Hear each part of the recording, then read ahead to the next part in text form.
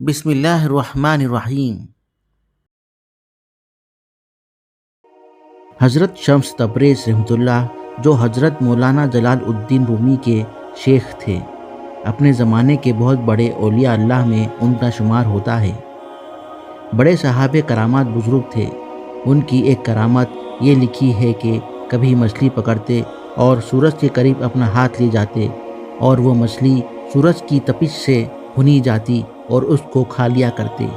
اتنے بڑے صاحب کرامات بزرگ تھے، اور لوگ جو ان کو بزرگ مانتے تھے وہ اس لیے ان کے پاس آتے تھے کہ حضرت ہمارے لیے دعا کر دیجئے، فلاں مقدمہ چل رہا ہے، تجارت ٹھپ ہو گئی ہے، وغیرہ وغیرہ۔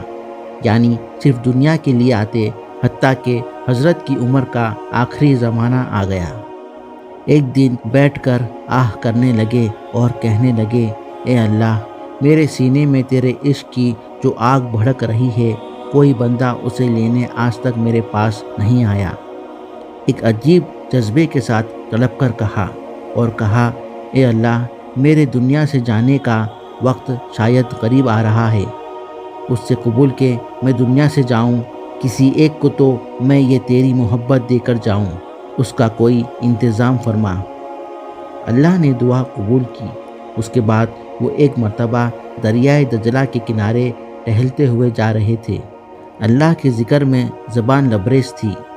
چلتے چلتے جب دوسرے کنارے پر پہنچے تو دیکھا کہ مولانا روم ٹہلنے کے لیے آئے ہوئے ہیں۔ ادھر انہوں نے ان کو دیکھا اور ادھر ان کو انہوں نے دیکھا۔ دل میں یہ کہا کہ اگر یہ بندہ مجھے مل جائے تو اس بندے کے دل میں اللہ کی محبت کی آگ منتقل کر دوں۔ اللہ نے فوراً دعا قبول کی۔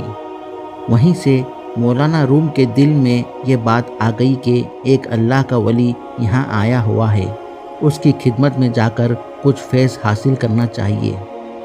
انہوں نے دوسرے کنارے سے اس کنارے آ کر حضرت پیر شمس تبریز رحمۃ اللہ کے ہاتھ پر بیعت کی، اور مولانا روم کی طبیعت اسی وقت بدلنی شروع ہو گئی۔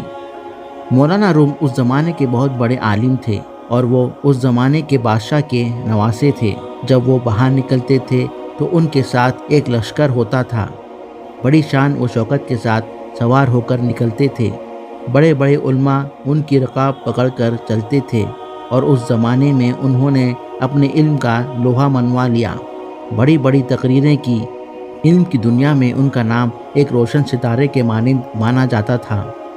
لیکن مولانا روم کہتے ہیں، جب تک شمس تبریزی کے ہاتھ پر میں نے بیعت نہیں کی اور جب تک ان کی جوتیاں سیدھی نہیں کی، مجھے علم کا چسکا بھی نہیں معلوم ہوا۔